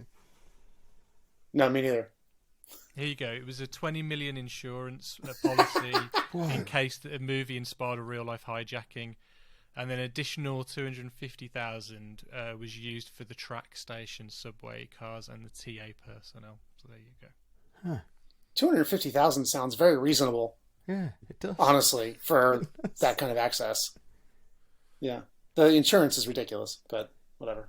The budget was quite big for this as well. It was a $4 million film for a time period, which was actually quite big. But it did make 19 million at the box office. So, I mean, huge success as well. Well, I looked up how much the ransom was. So eventually, dear listener, well, we'll get to this in a second, but they asked for $1 million. And I thought, honestly, for New York City, $1 million can't have been that much. Yeah. Like even then, I feel like that's not that bad. And it's about $6 million in modern money, so it really wasn't that bad. It really shouldn't have taken the mayor very long to make that decision. I was going to say this when we get to the mayor, but is there a reason why every New York mayor has to be this person? This guy's played the mayor like 3 times. He was the mayor in Batman as well. He was not, was he? Yeah, he was the mayor in the first Batman film. Also, Ollie not mentioned Batman for 24 Hours Challenge. That's not going to happen. Well, I was going to mention Ghostbusters as well to keep it on track, because I thought it was a very Ghostbustery kind of mayor. Mayor Lenny. Talks of New York mayors. Nah, those are two different mayors. Mayor Lenny is someone you like. Like ultimately, yeah, I think true. Lenny is a character you can empathize with and understand. Whereas this guy's just a clown all the way through. No, he's an asshole. He's in bed and he's like, "Where are we going to get that $1 million sitting in his gold-plated bed?" Yeah, he's doing like a literal slapstick routine. This mayor. Hey, let's go backwards. Yeah, so where are we? Basically, we watched all the kind of people get onto the train. They're all carrying different sort of bags and stuff like that. They all look exactly the same. At this point, they don't really call each other Mr. Green or Mr. Blue or Mr. Brown or Mr. Grey yet. There's no real differences between them. And it's not until Mr. Blue, who's Robert Shaw, kind of points a gun at the kind of driver, that anything starts kind of kicking off with that. But it's quick, it's economical, it's like 15 minutes in. We've set everything up. You know what I love about this is the name colors, is that unlike Tarantino's usage of it, I couldn't tell you which one was what color. Yeah. Because the film literally couldn't care less. No. Because it just doesn't matter. Yeah, it doesn't matter. I think it's really brilliant. You kind of get there towards the end. I think it's quite funny that Mr. Brown is basically a non-entity, and I think it's funny he's called Mr. Brown because of that. But like Grey, that's also true in Reservoir Dogs too, isn't it? Mr. Brown doesn't. Yeah. He's a non-entity, right? Is Mr. Brown Steve Buscemi? He's the old guy who doesn't like do anything. Oh, he's Mr. Pink, isn't he? Buscemi's Pink. Yeah. In this, you get Mr. Grey, who is the former kind of mafia guy who's a bit mad. Oh, he's the off-the-wall guy. Yeah. You get Mr. Brown, who's basically no one. You get Mr. Green, who is the guy who used to work for the Transport Authority and has got a cold. And then you get Mr. Blue, who's Robert Shaw, who's like the mastermind and does crosswords. And it's quite it's easy to follow. You know, like it's not complicated. It's flat out. Well, you don't need to know their names. You don't need to know their names because they're all playing them so well. Yeah. That you get a sense of who they are quite quickly. And anyone who does crosswords is an insane villain in my book automatically. Like that just makes you a bad person. Yeah, especially if you bring a book with you to a hostage. Yeah, that's bad. Do you have a favourite hostage? Oh, that's a great question.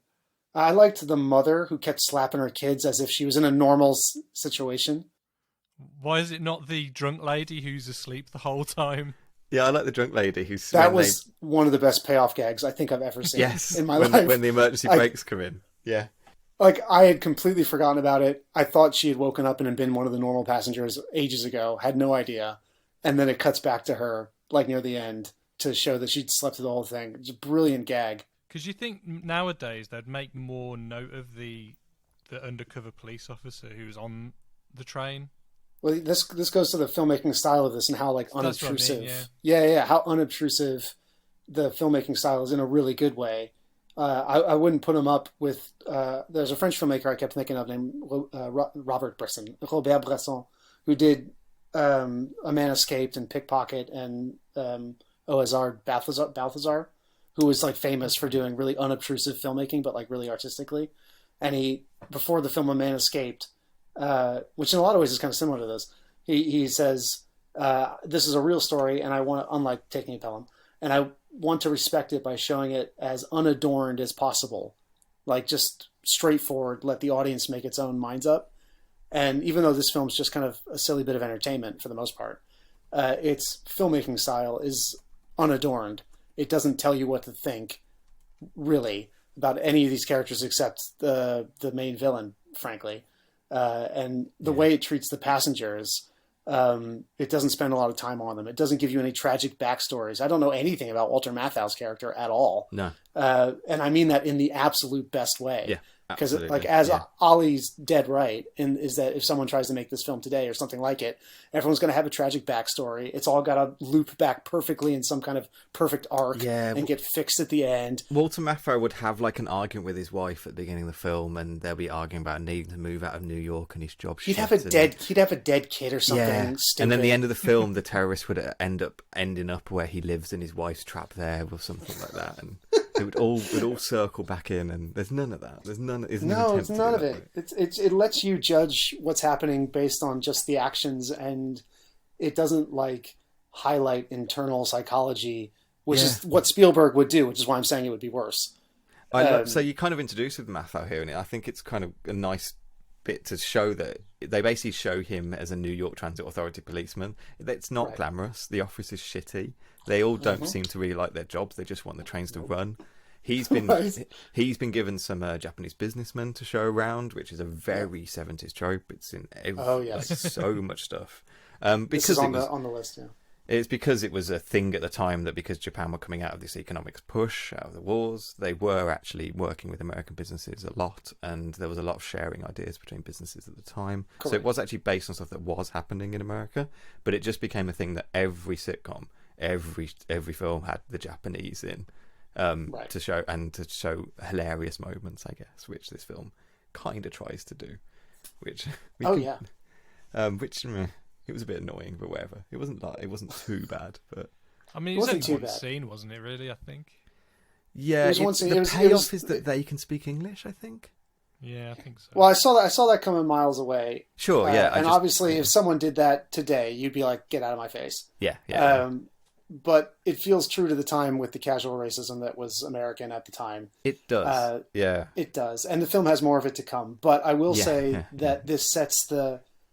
And that's just par for the course at this time period, unfortunately. But this gag sets the stage for how that works in this movie, which is that the butt of the joke is Matthau at the end of it. The butt of the joke's not the Japanese guys, ultimately. That's true, actually. It's the fact that Matthau was a moron. Yeah.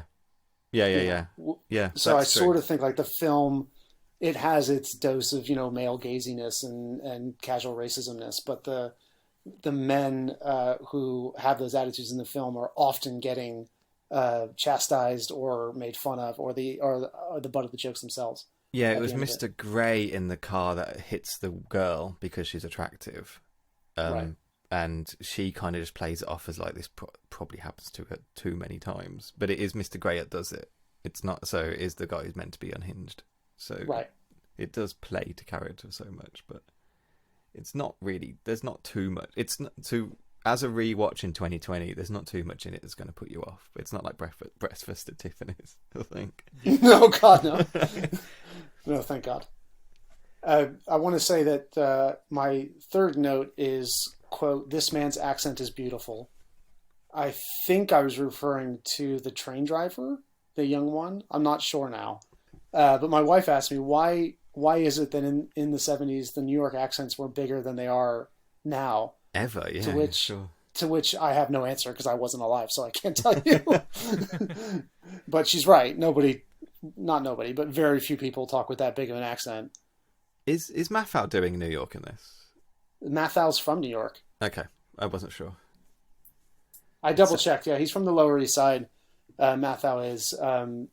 And one of the things going through this film's IMDb that I really enjoyed, a lot like Dog Day Afternoon, for example, is that so much of the crew are New Yorkers. Honestly, like the director is from Jersey City, represent. Matthau's a New Yorker. Jerry Stiller's a New Yorker. The cinematographer's a New Yorker. The editor's a New Yorker. The producers, the art director, everybody is local talent.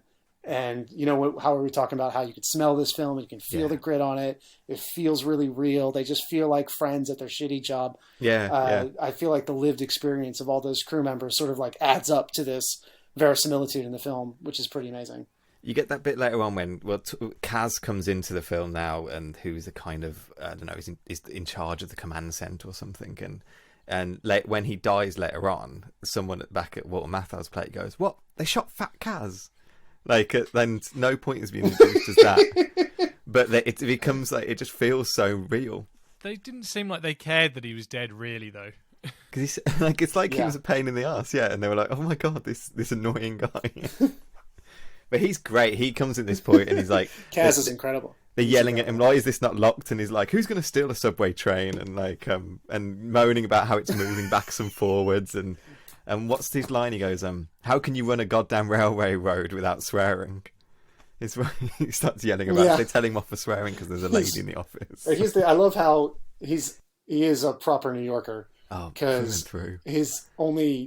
all he wants to do is just run up into that train and scream at everybody. He doesn't care how threatening it is. He doesn't care how weird the situation is. Doesn't care that there's guns out. He's just like, "Shoot me, bitch. What are you going to do?" I'm like, I don't care. When he goes to the car and they're literally threatening him and he doesn't give a shit. He's like, "I don't care who you are. Like, I'm not interested. Get this car moving."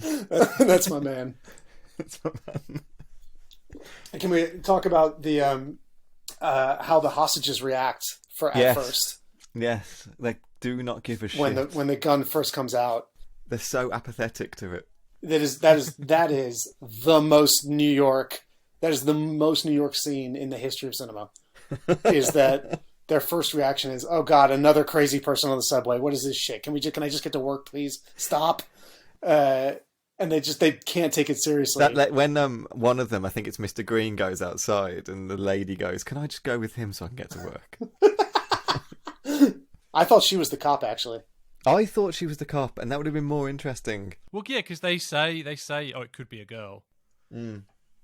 Yeah, my theory was there's no reason Matthau would keep having that line over and over again if they weren't gonna. Yeah, and there's some payoff. Pay it off. But there you go. I don't know. Anyway, what happens then? Well, is this when they call in to say their demands, isn't it? Yeah. Oh yeah. Yeah, so Robert Shaw calls up and demands $1 million it's $1 million, and you've got an hour. Yeah, that's the setup. My question there was, why does the NYC Transit comms room look like NASA? Like the setup with the desks and the mics and everything looks like a NASA set, and I feel like it can't look like that in real life. I like that texture though, with all the lights and the dots. Yeah, I like how everyone has a giant microphone on a huge stand, and they all look like they're about to drop like the sickest soul record of the year, or record a podcast, or that. Yeah, one or the other. Yeah, the New York Transit podcast. I was going to say you could kind of do this almost as a radio drama. Yeah, definitely. Yeah. I do like the texture of the room though, with like the lights and stuff. Like obviously now it'd be computers, like screens and stuff, but I like that old fashioned kind of just a visual representation of the line with lights on it that kind of blink. Yeah. I like that. Yeah. Same. Again, because the lighting is all that kind of old, kind of fake lighting as well, it just feels really 70s as well. It just feels like that room, it doesn't feel glamorous to work at this job or anything like that. It feels like an absolute pain. Also, Walter Matthau's tie is pimp. His bright yellow tie. The costumes generally are incredible. So when they bring in the demands is when we're introduced to one of the core relationships of one of the core comedic relationships of the film, which is Walter Matthau versus the other guy in the room who just cares about the train traffic. Yes. Is that the guy he picks up and throws on his chair later on? Yes. It's a brilliantly antagonistic relationship between these two, where Mathau's like the only person who seems to care about what's going on. Yeah. And this guy, all he cares about is the traffic on the 6 line. Yeah. And he's like, it's rush hour coming in. In that guy's defense, that is one of the busiest commuter trains in the world. If not, I think it might have been or currently be the busiest in the world, because it goes to the financial district in that.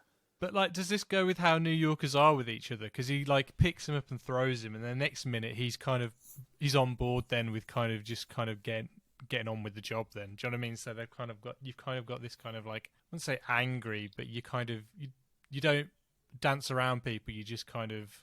And Walter Matthau has to show his supremacy, his alpha male position. He's got an alpha male on this bitch and knock him down, and be like, "I'm boss. I'll slap you. Do what the fuck I say." Is it later on he just yells at him to go play with your chains? Yes. I love that line so much. I have that one written down. The throwing the person in the chair to get them to do what you want as a New Yorker, and all I can tell you, that's a good, that's how our working relationship works. Whenever Ollie tries to like not do what I say, I just chuck him onto the floor and say, like, draw some more, you dumbass. My chair is broken. You probably can't hear it, but that's from all the times Brandon's thrown me on it. It's how we communicate love, is throwing each other to the ground a lot. That's how you get shit done, especially in the train, police, or whatever they work for.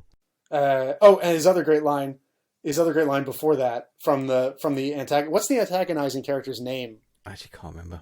I didn't write it I can't remember anyone's names, because I can remember their faces and their personalities so vividly because again, this economic way they're presented, and kind of clear way that they're played. I think it's Frank. But their names are like all lost to me. I couldn't care less. Doesn't matter. Anyway, he says, what do they expect for their lousy 35 cents to live forever?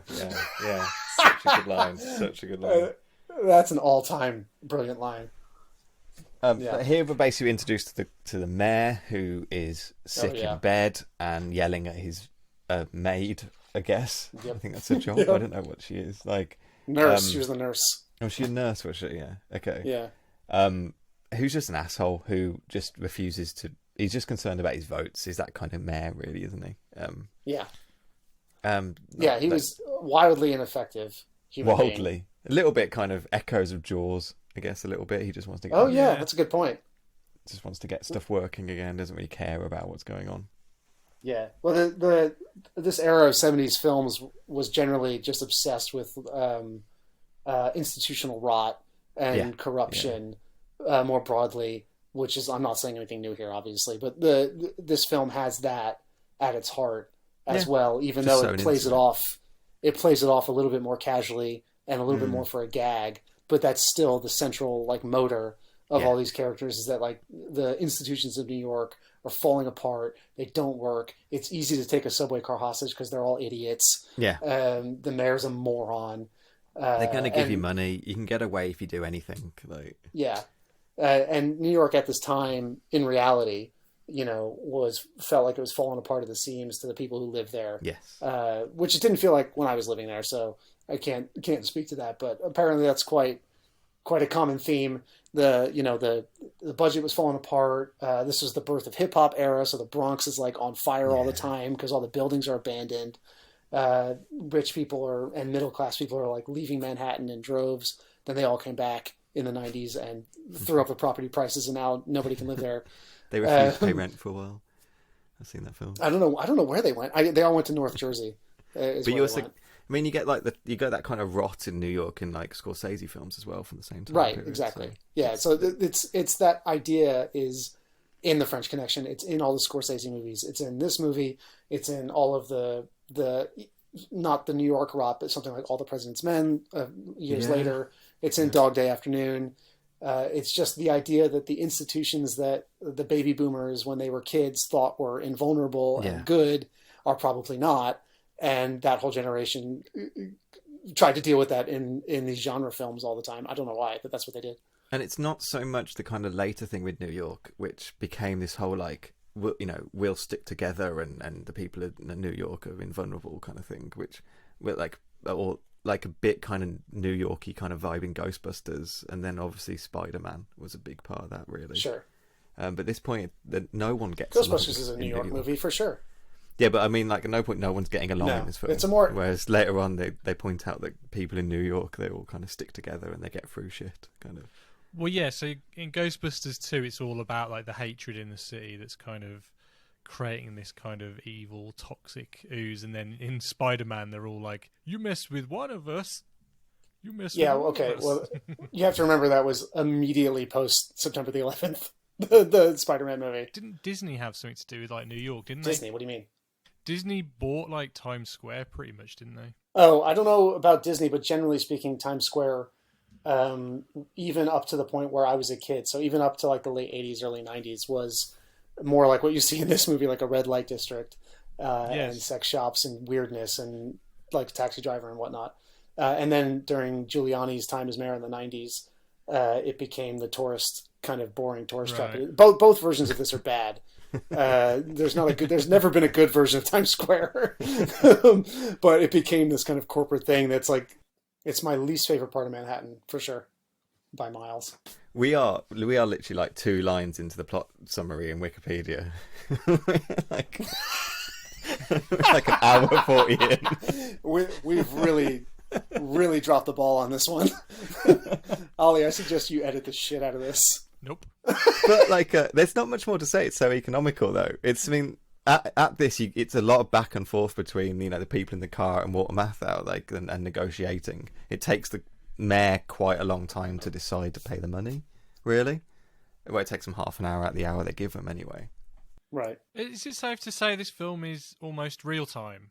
It was borderline, isn't it? It is borderline, actually. I didn't think of that. Not quite, but pretty close. It's an hour 40, isn't it, the film? So it's got to be a bit. Honestly, it might be. The hour starts about 14 minutes in. It doesn't have a funny title like Nick of Time to tell you that it's real time. Doing that, yeah. So you just have to guess.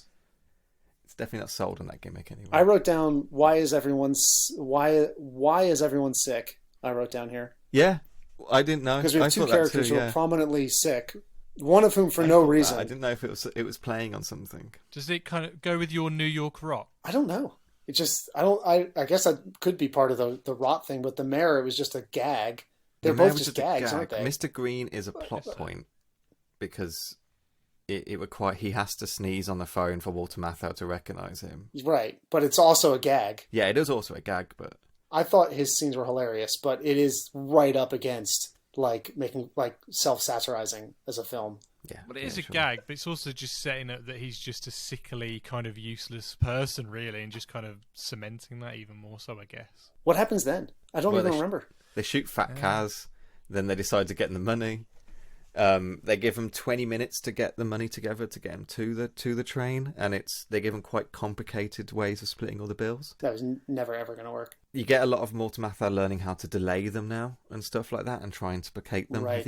I think he lies to them at one point. He tells them the money's actually there when it isn't, because you get this great chase through the streets now where the camera's kind of right in the front of the car, of the police car, and it's trying to make its way for all the standstill traffic of New York, basically. It ends up crashing, hitting like a newspaper bicycle or something like that. I don't know. It was that was a hot dog vendor. Oh, it's a hot dog vendor, isn't it? Yeah, for sure. And then Walter Matthau tells him the money's there, but it isn't yet, and it buys him a little more time to get the money down to the subway. It's kind of it's like tension. It's like a good amount of the money is just tension racking up, really. Yeah, there's no way they could get that money in that amount of time to that location. It's physically impossible. I love money counting machines. I don't know what it is. Mary Louise, my wife said the same thing, Ollie. She said she loves money counting machines. You two have that in common. Something about it. I liked that talking about how the money like literally physically could not have gotten there in time.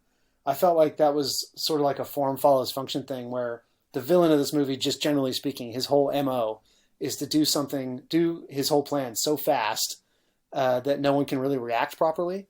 Yeah. Like, what he's always doing is, I'm just taking this train now. I'm not telling anyone I'm doing it. I've just done it. And then turn around and say you're hostages. Like, he doesn't play with anybody. Everything he does, he doesn't give you time to react properly. Yeah. There's not enough time to bring the money down. There's not enough time to like realize later on that he's stopped the train here. It's not that clever of a plan, but he just does it so fast that you can't deal with it. Well, I feel like the film is doing the same thing. Yeah. I think it's spot on. Like the film moves so fast that you as an audience member don't really have time to sit there and think like, why is Walter Matthau in charge of anything right now? He's nobody. That doesn't make any sense. Yeah. Where's the FBI or whatever? But it doesn't matter because the film's just rolling along. What I really liked about that is that they don't even think about how to kind of stop him until much later.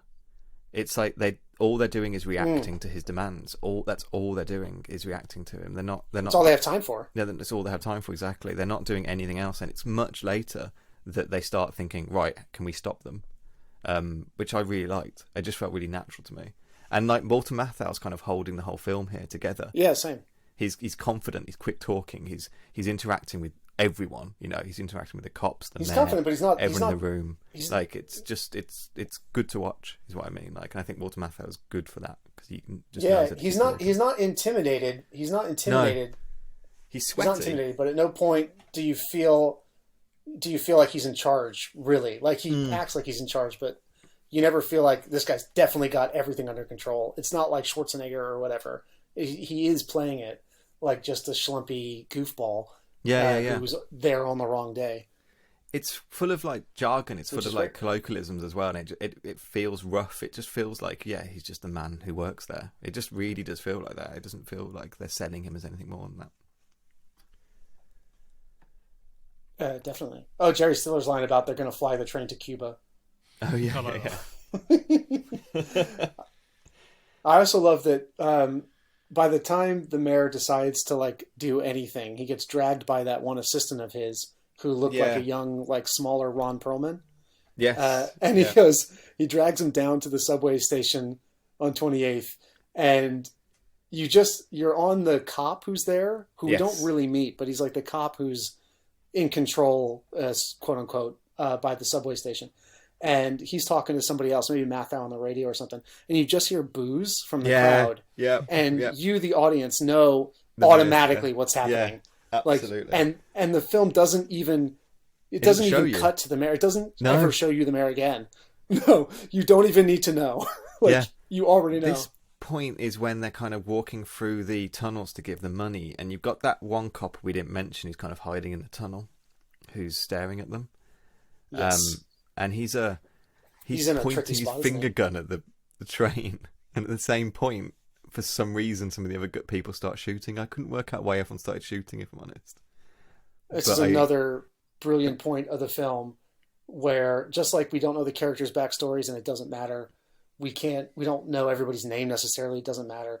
We don't know what sets off this incident. No. I thought honestly it was they'd established earlier, sort of casually, that the tracks sometimes like spark. Yeah. And I kind of thought that's what it was, honestly. But the film never tells you. No.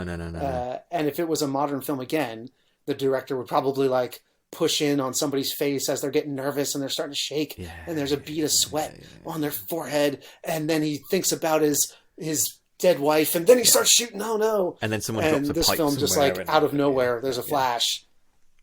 There's a flash, and everyone just starts shooting. The cops are shooting at the train, and the terrorists are shooting back into the tunnel and stuff like that. Like, this is the last you see of that guy, that cop as well. He's kind of another good thing that it sets up during the film is that this cop has been able to kind of hide in the tunnel the whole time, so he's got eyes on it, and you think that's going to be a way for them to kind of save the hostages, but actually it's not. It's just another plot point. It's another. Does he get injured in that scene? I don't know if he gets injured or not, but you don't see him again. It doesn't matter. No, I don't think so. But he has this brilliant line. He's a black guy, and he has this brilliant line, like, make sure that they know, where I am, because I'm pretty dark. So they might shoot at the wrong guy or whatever, which, plays more heart-wrenching today maybe than it did then. But True. Just to go back to this film having casual racism in it, but maybe being a little bit more righteous than some of its brethren at the time of the film. We can. There is the N word earlier. We skipped over, but he does, like, Mr. Grey hits one. There was an M bomb, but it was by the crappy character. It's by the really crappy character. Yeah, again, yeah. A bit later on with Walter Matthau when he gets in the car with one of the police chiefs and he goes, "I thought you were taller." I was going to say that, but or shorter or something. Yeah. But again, it plays Matthau as an idiot. Yeah, it does. Yeah. It plays Matthau as an idiot, and that guy's like the chief of police, and that character is actually pretty cool. He seems pretty smart. He's pretty together. He's in charge together. He doesn't make any mistakes. Yeah. He's the one who actually, if they'd listened to him straight away, they would have still been on scene. But it's Matthau who tells them, no, you have to follow the car all the way down, and because they can't stop the train without the dead man switch thing. So actually, like, it's again Matthau's just a bit wrong, even though he's the kind of hero with it. That's kind of where we are now, really. Like, well, I mean, technically he's not wrong because but obviously the crooks figure a way to get around it, don't they? Right. That's the whole plot point. I think that is the plot point that is different from the book. I'm not sure, but I think that's the thing they had to change. Well, in real life, I think they had to change it for real life so that people didn't get any ideas about how to do it. Right. But I like going back to Matthau being first wrong and then right and then wrong and then right again or whatever. None of the characters feel like they're ahead of the script at any point. No. And I know you guys have written stuff before. And one of the things that's kind of hard to do when you're writing is remember that none of the characters know what you know what's going to happen. As the writer. And so, they're not geniuses. They can't figure out every single move before it happens or whatever else. So they're just kind of trying to react. And it's those reactions that feel like, as we keep saying, quite real and quite bumbling and a little bit random and a little bit chaotic. Like, you don't really know how it's going to play out because you don't feel like any of the characters know how it's going to play out either. It's just very different from nowadays when you present this kind of stuff. They, like, the cops and everyone like this would be presented as authority figures who really know their, like, role and really know how to control all this. But the terrorists are getting at one above them, and this isn't it. They don't feel like kind of super in charge or anything. They just feel like they're doing a job. Like, it's just any person doing a job. They don't feel like experts or anything like that. They don't sell you as experts or anything in those kind of degrees. And I like that. I like that about the film. Yeah, same. Some of the trained people are presented sort of expert, but only in their field. Yeah. Like, I know about the dead man switch, or I know about where this train is and how backed up the whole line is getting, all this kind of stuff. And obviously the lead, Quint, the lead terrorist, feels like he sounds competent because of the way he plays it. Yeah. But his plan is kind of stupid. Yeah, it's not. in the end, really. And it's not like their disguises once they've got off the train are like that amazing. They just literally take off their beards and their hats and put a different hat on, and that's it. And I like how should we skip to his final confrontation, or did we miss anything? Well, I do want to say there's a really good line here by Matthau, because we got like Matthew when they start moving the train again, and Mathau's like, they're moving. Why are they moving? And someone asks them who's moving, and he goes, "What's the matter with everyone today? How many hijack chains do we have around here?" Because everyone's questioning who's moving. Yeah, that was a good little bit. That was. Yeah, that was a really funny bit. There was a lot of funny bits back and forth from that. I guess I don't know if we want to try and explain like the logistics of what the train is doing. I mean, they basically jimmy up the train so the dead man switch can keep moving the train without them on it, and they get off, really. What they've organised is that every red light, which would automatically stop the train, has been put onto green, so the train won't stop because they've told them that every light have to be green. So they've just had people chasing that. Right. Which seems so obvious. It's basically the bit in Speed where they put the brick on the accelerator, really. No, but I just mean like his escape plan. Once Jerry Stiller and Walter Matthau, maybe halfway through the film, those two specifically and some other characters, how do they think they're going to get out of here? They're in a tunnel. They're surrounded. Yeah, they go into the water. They get in a boat. Right. And I was thinking the same thing, and the audience is supposed to. That's what the film's trying to get you to do, which is a fun little mystery to try and solve. And what they do is, what the villains come up with is to, like, as you say, pretend the train's going, but they do this quick little stop where they get off and leave through an emergency tunnel hatch, which is the only thing you could possibly do. Yeah. Like, there is no other way to get out of there but absolutely. They take off their fake mustaches, that's put why a his different plan hat is on, dumb. and then go out the escape hatch. That's it. And that's the end of the plan. But it's just... Well, only one of them gets to do that in the end, though. Right, because even in a place full of morons, that plan isn't clever enough to fool everybody. So, like, I like that. So Matthau kind of figures it out with the police chief there, and they go back to where's their emergency stop? Is it like 17th Street? I think. Yeah. They're going south. They're going south, and they're in like the 20s or the teens. And they go back there, and Matthau figures it out, and he goes somehow to he knows where the emergency exit would be that was closest to where the train stopped. So he goes to the subway grate, like Ollie described earlier. That would be close enough, so they send I guess can those things just be opened up? Like, apparently. Could I just walk up to a subway grate and just open it? Apparently. I thought exactly the same thing. That's crazy. That is crazy to me. Like, I don't believe that that's true. Like, that sounds horrifying. Anyway, apparently, for the purposes of this film, it's true. I also thought when he opened that up, I was like, oh, is that what those grates are? I learned something today. About that is what they are. But the fact that, like, any Joe Schmo can just, like, buy his hot dog from the guy on the bicycle and then just walk down to the fucking middle of a train tunnel through a grate, it seems not super smart, generally, to me. But no. But next time I go back, maybe I'll give it a try and I'll report back to you guys and see what happens. I love this bit. The police cop is like, he turned this thing around and burn rubber, is what the police or the chief shouts at the guy when they have to zoom back. It's like the most action-packed bit of the movie. Gotta burn. So we're forgetting to mention the undercover cop on the train car jumps out of the... Oh, right. I was going to say, yeah, you're right. He waits until two people have been killed, but and then he jumps off the train and fucks himself up royally, which was a great move. Yeah, so basically they get off the train and then Mr. Blue shoots Mr. Grey now because he's being an asshole. That's the only reason he really shoots him. He won't give the gun back. That was pretty stupid, wasn't it? Yeah, it's all it is. There's no bigger disagreement. He just won't not take a gun. So Mr. Blue shoots him.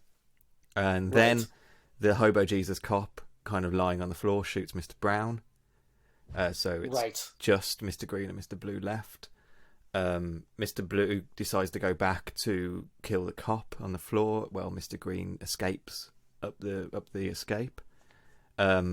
Just as Mr. Blue's about to kill the cop is when Matthau appears and holds Mr. Blue at gunpoint. With a great action line of, "Excuse me, fellow, would you mind dropping that gun and turning round, please?" Which, it's amazing. Amazing. It's amazing. This is maybe the one part of the film I find lacks a bit of believability in that the way, not what Matthau says, but in the way they presented these two characters up to this point. I feel like Mr. Mercenary, who does like dark ops down in Africa, British soldier guy, would just turn around and shoot him. Yeah, would just spin around and shoot him in one. Yeah, I agree. Yeah. If I was him, that's what I would do. But he decides to do something else insteadly. And what does he do? Well, he first tries to bribe Matthau, and Matthau refuses the bribe. He says his accountant says that he's accepted enough, but instead he slowly moves his foot to the third rail and electrocutes himself. Commits suicide. That's pretty insane. It's horrid. I feel like out of all the choices he had at that point, that is maybe the dumbest one. Yeah, by far. By absolute far. I don't think there was any other choice. He could have just tried to shoot his way out. If you did, yeah. Death by cop, try and shoot them both. They would have get shot anyway. If you try and shoot your way out, right. Yeah, whatever. Like, maybe you're going to die, maybe you're going to live, at least you have a chance. Yeah. This is just crazy. Crazy decision. Anyway, it's pretty funny. It is when pretty the smoke funny. comes out of his collar. Yeah. It's like the end of Batman Returns. No, I was going to say at this point now we find out that the Mr. Grey or Mr. Green, sorry, he's a train driver himself, and so they go around visiting like all the other train conductors or train drivers. Everyone all the train drivers who had been fired recently. Or had like... So who would have like grievances, and they narrow it down to like 10 guys or something. I think they narrow it down to 7 guys. There is that joke when they're going through them, and one of them's now a cop, and Walter Matthau's like, it's that one, definitely. I love... So the film has like another kind of 15 minutes to go or whatever it is after it's been resolved. And you get this sort of series of vignettes where you're just introduced to these kind of new characters. It's pretty casual. The tension's pretty well gone because you're not too scared. You're not too scared of this last character as an audience member. You know he's a total schlub. Yeah. So it's not really a problem. And again, the film's just ability to, as it's done the whole way through, kind of simply and casually present these amazingly detailed and realistic locations and these amazingly lived in, like short but short, exciting little performances from all these little bit actors doing these weird the guy in the toll booth, shouted at by 2 or 3 different people before they finally get to Rocky's coach's house and figure that out. Yeah, so Rocky's coach's house. Where he's trying to have sex with the money. Yeah, he's just rolling around the bed in the money. It's just, what are you doing? Scrooge McDuck in it. It's what I do every day before I go to sleep. Obviously. Yeah, I don't know how you guys get to sleep, but I just have sex with money. And then am able to sleep very soundly after that. It is so bad at this point. You're just waiting for Walter Matthau to catch him. You want to know how it's done. And I thought, because he basically, he has all the money on the bed and he rolls it up in a blanket and stuffs it in the oven to hide it from them as they're knocking on his door. Then Jerry Stiller is insistent he has to have a cigarette, but he can't find a match. So he's going to use the oven to light his cigarette. And it makes so much tension out of just this stupid bit, doesn't it? Yeah, it does. Yeah. Then incredible. He notices a bit of money on the floor and he knocks it under the bed, and they're about to leave and just go find somewhere else, and Mr. Green for some reason decides to argue with them. I don't know, like nervously argue with them at the door for some reason rather than just let them go. He's getting angry. He's getting angry again, isn't he? It's another New Yorker just shouting at people. Yeah, I just got to shout at them and just to prove that It's what we got to do. It's like our instinct. We just have to shout at people all the time. It's like having to breathe. And because he does that causes him to sneeze. And like earlier in the film, Walter Matthau says Gesundheit, and then as he's about to leave, he pops his head round the door again and goes, and that's the end of the film. We forgot to set up oh no, we didn't. We set up that this guy had been sneezing over the microphone. During the heart and backbone of the film, which is the radio conversations between Quint and Walter Matthau. Yeah. And that's how Walter Matthau figures it out and throws his big ass ugly mug right into that camera. Looking like an absolute king. I laughed absolutely soddedly that was the last shot. I just loved it. It doesn't need anything more. I know exactly what happens after that. It's set everything up perfectly for me. I don't need to see them take him away or anyone pat Walter Matthau on the back and say good job, or or them to have a gunfight or something. This is like where this film diverges from its like 70s crime New York movies. Yeah. In that it has a lighthearted joke of an ending where the good guy gets the guy or whatever. Unlike most of the other ones that have pretty cynical endings or tragic endings. It was nice. I thought it was going to end horribly. That was my assumption when the film began, just based on the genre and the time. And as we've said, the film is way funnier than I was expecting. Yeah, it is. A lot lighter hearted, generally speaking, and ends with this goofy comedy note, which shouldn't work really, but it's hilarious. But it does. You don't get that from the poster. Work. The poster, the poster's wicked, but it's like from a point of view from inside looking in the train.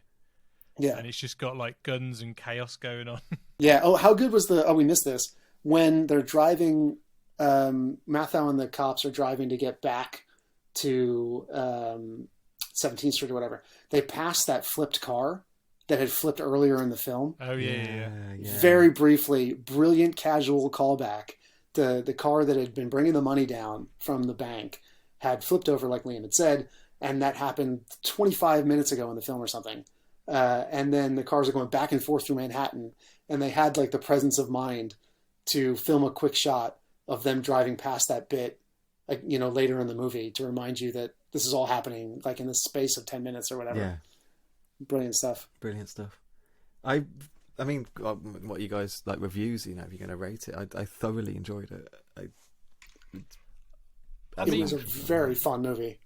It was just enjoyable. I'm not going to say it's the greatest film I've ever seen, but I just had it did what it said on the tin. Do you know what I mean? Yeah. You can't fault it for doing exactly what it's supposed to do and doing it really well. Yeah, I want to say like delightfully economical. I mean that like in a really good way. Like it doesn't waste anything for me. It has everything there. It's just a solid film. Yeah, I think it does slightly, not like masterpiece level, but it does rise above the sum of its parts. Yeah, I guess. Yeah, because each individual like craftsperson is just having such a fun time. It feels like, and doing such great work, from the cinematographer and editor that we mentioned, and the director and the actors, and bringing that New York kind of authenticity. I think that rises it up past just being a good time. Yeah. Yeah. So I went all the way to 4.5 stars personally. Yeah, I could do that. Yeah. I thought 4 would be okay too, because it isn't like an emotional artistic masterpiece like Badlands or Barry Lyndon or anything, but it's really great. Yeah.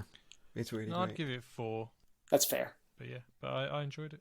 It also had a few hilarious credits. There's someone in the cast whose last name was Pelham, which I thought was funny. Surely they hired them just because of that, though, surely. I assume. One of the hostages is credited, their character is called simply The Homosexual. Oh, God. And I have no idea, because that was my same reaction. I was like, wait a minute, who was quote unquote the homosexual? Like, was there a character that was that, much of a stereotype for the time period? Much of a stereotype that I was supposed to have noticed? I don't know. That's weird. My wife's theory is it was the guy with the pimp hat who got clocked in the mouth by the racist. I thought that's the one I immediately thought of, but that's her theory, but I'm not sure. No. Let's go back. We have to go back. We have to go back to the island. Yeah. I didn't realise this. The hostages are literally all the. So the pimp, that'll be that guy. Oh, that's got to be. Then who's the homosexual? The alcoholic, the Spanish woman, the older son, the old man, the hooker, the salesman, the delivery boy, the secretary, the homosexual, the mother, the maid. Incredible. Horrible. Absolutely awful. Oh, the hippie, the wasp. I know which one the wasp is. And then, that's all the passengers. That's crazy. Yeah. So just some classic stereotyping going on there. Yeah. Beautiful stuff. And thank you, 1970s. We have to wait. Can we get a picture of the quote unquote homosexual up? I feel like gross just even saying it that way. It's Gary Bowling. It's Gary Bowling, and there's no picture. There's no from picture, Tennessee. Yeah. The pride of Kingsport, Tennessee. Oh, he is a black guy. He was in Kojak one time. I'm gonna look. You can't find him. I've got a picture of him. What's he look like? He's a black guy with a mustache. That doesn't help. There's a few. I'm going to have to watch the film again. We gotta narrow it down like a game of this plot point right now. You're gonna narrow them down like a game of Clue to try and figure out which one's which. I can't believe that's the name of them in the credits. That's amazing. It's pretty bad. That's gonna go on my list of most 70s elements. Most 70s occurrence ever. Yeah, of this marathon, as an award. There's a guy on the tube who is a black guy in a leather coat who isn't the kind of pimp guy. Who isn't the one with the fist on his. Yes, fist the one with the fist on him. Yeah, it's him. That's Gary Bowling. Really? Oh, really? Because I thought they would have called him the Black Panther or something. Yeah, that's what I was thinking. Yeah. Because that's what that is. But that is the actor. So that's weird. I was a big fan of the lesbians who were meditating and stuff. Oh yeah. They were cool. hilarious. They were really funny. I like them a lot.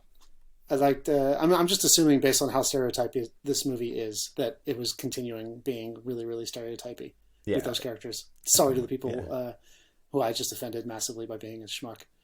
But yeah, the film is like that. On that note, well done 70s for stereotyping everybody so much. So Liam, what are we talking about next week? Next week we're talking Barry Lyndon. We mentioned already. Hold on to your asses. Hold on to your asses. I'm genuinely quite nervous about watching this. Yeah, I'm nervous about trying to cover him. We'll cover the man himself, and also it's a very daunting time length of a film. It's long, but honestly, it's also one of those films that is more enjoyable than people let you believe.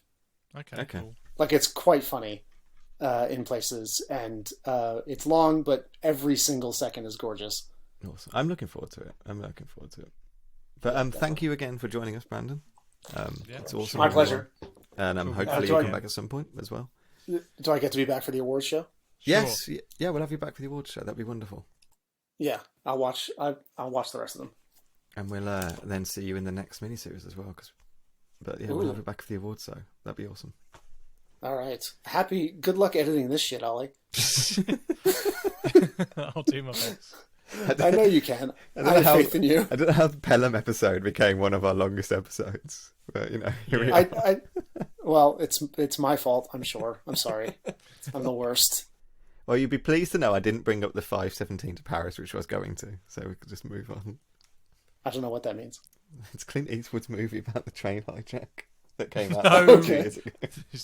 Yes, where they had the real when they had the real people doing them. Yeah, I wanted to I'm not going to mention it. Didn't that come out like in the last few years? Yeah, 2018 when they had the actual people who stopped the hijacking as playing themselves, and I just I just loved how that was trying to be realistic and was completely not, and this, nails it by not doing what Clint Eastwood's trying to do. The reason is that actually Clint Eastwood's a terrible filmmaker for the most part. That's true, but the mule exists, so. I haven't seen that one because I hate Unforgiven. all of his movies. An American masterpiece. Unforgiven's okay. Anyway, thank you all for listening, and don't forget you can always follow us on Twitter. We are Adjust Your Track. That's a YR, not a your. We're also on YouTube, Spotify, Apple Podcasts, wherever else you can find good podcasts. And yeah, don't forget, if the picture's bad, always adjust your tracking.